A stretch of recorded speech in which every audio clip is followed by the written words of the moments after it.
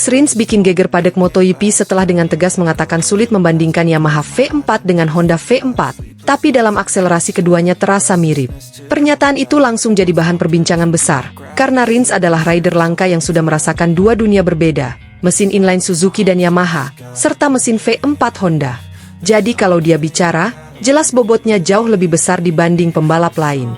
Sejak Yamaha resmi menurunkan prototipe V4 di Misano, spekulasi tak pernah berhenti. Publik penasaran, apakah ini benar-benar revolusi besar atau sekadar eksperimen setengah hati? Selama puluhan tahun, Yamaha terkenal setia pada mesin inline 4. Filosofi mereka jelas, corner speed, kelincahan, dan handling lembut. Filosofi ini sukses besar di era Valentino Rossi dan Jorge Lorenzo. Tapi kini, kenyataan pahit menampar. Ducati, Aprilia, bahkan KTM, semua dengan mesin V4, mendominasi. Sementara Yamaha kian tertinggal, hanya bisa berharap pada kejutan sesaat dari Fabio Quartararo. Itulah mengapa kehadiran Alex Rins di proyek V4 Yamaha begitu penting. Dia bukan hanya test rider tambahan. Dia adalah pembalap dengan pengalaman langsung di dua konfigurasi berbeda dan pernah menang dengan keduanya. Rins punya 5 kemenangan bersama Suzuki yang menggunakan inline 4, dan juga meraih 1 kemenangan ikonik bersama LCR Honda di GP Amerika 2023 dengan motor V4. Jadi ketika dia mengatakan Yamaha V4 ini punya akselerasi mirip Honda, para analis langsung menaruh perhatian penuh. Rins merinci pengalamannya di atas Yamaha V4. Menurutnya, ada satu hal yang bikin dia cukup nyaman, ban depan. Yamaha sejak dulu memang dikenal punya kekuatan di front end. Bahkan ketika rider lain mengeluh soal ban belakang yang tidak bisa maksimal, Rins justru merasa percaya diri dengan gaya pengereman Yamaha. Di tikungan 1, 4, dan 8 Misano, ia merasa lebih baik dibanding motor yang ia tunggangi saat ini. Artinya, meski Yamaha mencoba V4, DNA lama mereka masih ada. Tapi tentu saja, masalah besar Yamaha bukan di pengereman. Semua orang tahu titik lemah Yamaha, traksi keluar tikungan dan top speed. Itulah yang Yamaha coba benahi lewat V4. Rins mengaku merasakan perbedaan dalam cara tenaga disalurkan. Traksi lebih baik, power lebih linear, dan cengkeraman lebih meyakinkan. Tapi dia juga jujur, masih butuh peningkatan besar. Kalau lihat data, memang belum memuaskan. Dengan motor inline, Rins mencatat waktu 1:31.571 menit. Dengan Yamaha V4, catatannya jadi 1:32.101 menit. Lebih lambat hampir setengah detik. Banyak yang langsung mencibir, menganggap V4 Yamaha gagal total. Tapi Rins tidak setuju. Ia bilang motor yang ia coba masih prototipe awal, jauh dari versi final. Jadi membandingkan waktu putaran sekarang jelas tidak adil. Meski begitu, dia tetap berani menyebut akselerasi Yamaha V4 mirip dengan Honda V4. Dan ini bukan pernyataan kecil. Karena kita tahu, Honda selama ini identik dengan mesin bertenaga brutal yang memaksa gaya stop and go. Rins bahkan menekankan, Yamaha V4 juga mengubah cara berkendara. Dari yang biasanya smooth dan flowing dengan inline, kini lebih ke gaya stop and go khas V4. Jack Miller pun mendukung pandangan itu. Ia mengatakan Yamaha V4 meski benar-benar motor baru, tetap terasa punya DNA Yamaha. Rins sepakat. Artinya, Yamaha tidak mau benar-benar membuang identitas lamanya. Mereka hanya menambahkan karakter V4 agar bisa bersaing dengan rival. Tapi ada masalah besar yang tak bisa ditutupi, top speed. Di Misano, test rider Augusto Fernandez jadi rider paling lambat. Bahkan di daftar top speed, Yamaha V4 terpuruk di posisi terbawah.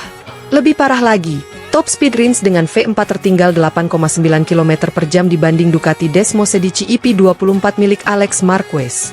Untuk level MotoGP, gap sebesar ini sangat berbahaya. Rins belak-belakan, mengatakan tenaga Yamaha masih kurang. Akselerasi awal memang oke, tapi begitu motor dinaikkan dan masuk gigi tinggi, powernya hilang. Ia bilang kalau Yamaha bisa memperbaiki top speed, itu akan jadi langkah maju sangat besar. Karena akselerasi sudah cukup lumayan, handling depan bagus, tinggal top speed saja yang harus ditingkatkan drastis. Sejauh ini, Yamaha belum mengonfirmasi apakah akan menggunakan V4 untuk musim 2026. Tapi semua indikasi mengarah ke sana. Rins bahkan mengaku cukup terkesan dengan pengalaman pertama di Misano. Ia optimis perubahan signifikan akan hadir saat tes pasca musim di Valencia. Dan jika Yamaha benar-benar berani, era baru bisa segera dimulai. Masalahnya, Yamaha terkenal lambat dalam hal pengembangan. Ducati bisa meluncurkan update setiap musim, bahkan pertengahan musim. Aprilia dan KTM pun sangat agresif dengan riset. Yamaha sering terlalu konservatif. Itulah mengapa banyak fans masih ragu. Apakah Yamaha benar-benar serius dengan V4 atau hanya ingin menunjukkan bahwa mereka juga bisa? Jika Yamaha kembali ragu-ragu, mereka akan makin tertinggal. Ducati sudah jauh di depan dengan Desmosed EP24 yang superior di hampir semua aspek. Aprilia makin konsisten, KTM makin dekat dengan papan atas. Sementara Honda meski terpuruk, tetap punya potensi karena mesin V4 mereka terbukti cepat saat menemukan setting tepat. Kalau Yamaha tidak benar-benar fokus, mereka bisa jadi hanya penggembira di MotoGP. Tapi ada harapan. Rins bukan pembalap sembarangan. Ia terkenal bisa menjinakkan motor sulit. Ingat bagaimana dia membawa Suzuki menang dramatis di Valencia 2022. Ingat juga bagaimana dia membuat Honda bersinar sebentar di EP Amerika. Jadi ketika dia bilang Yamaha V4 menjanjikan, banyak orang mulai percaya proyek ini bisa berhasil. Tentu, butuh waktu. Yamaha tidak bisa berharap motor baru langsung mengalahkan Ducati. Tapi setidaknya langkah pertama sudah dibuat. Dengan Rins sebagai pembalap yang punya perspektif unik, pengembangan Yamaha bisa lebih terarah. Apalagi jika Fabio Quartararo akhirnya diberi kesempatan menjajal V4, kita akan tahu lebih jelas potensi sebenarnya. Kalau kita tarik ke belakang, Yamaha sebenarnya sudah terlalu lama terjebak dengan filosofi inline. Filosofi itu membuat mereka dominan di masa lalu, tapi sekarang justru jadi beban. Ketika semua pabrikan besar beralih ke V4, Yamaha masih mencoba bertahan dengan identitas lama. Hasilnya, mereka puasa kemenangan sejak 2022. Quartararo, juara dunia 2021, hanya bisa frustrasi dengan keterbatasan motornya. Maka, Yamaha V4 bukan sekadar motor baru. Ini simbol perubahan. Simbol keberanian Yamaha untuk meninggalkan masa lalu dan masuk ke era baru. Meski penuh risiko, keputusan ini mutlak diperlukan. Kalau tidak, Yamaha hanya akan semakin dilupakan dalam sejarah MotoGP modern. Sekarang, semua mata tertuju ke tes Valencia. Rins sudah memberi sinyal bahwa banyak hal akan berubah. Top speed harus ditingkatkan, tenaga harus lebih konsisten, akselerasi harus makin tajam. Jika Yamaha berhasil memperbaiki area itu, mereka bisa kembali bersaing dengan Ducati. Jika gagal, V4 Yamaha hanya akan jadi catatan kecil dalam sejarah. Tapi mari kita ingat, dunia balap penuh dengan kejutan. Suzuki yang dulu dianggap underdog pernah jadi juara dunia bersama Joan Mir. KTM yang dulu diremehkan kini rutin podium. Bahkan Aprilia yang sempat dianggap mediocre, kini jadi pesaing serius. Jadi tidak mustahil Yamaha, dengan V4 barunya, bangkit lagi. Yang jelas, komentar Alex Rins sudah jadi alarm keras.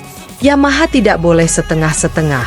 Mereka sudah di jalur yang benar, tapi harus berani total. Karena lawan tidak akan menunggu. Ducati terus melaju, Aprilia makin percaya diri, KTM makin matang, Honda terus mencari arah. Yamaha? Mereka harus memilih, berani bertransformasi atau terus jadi bayang-bayang kejayaan masa lalu.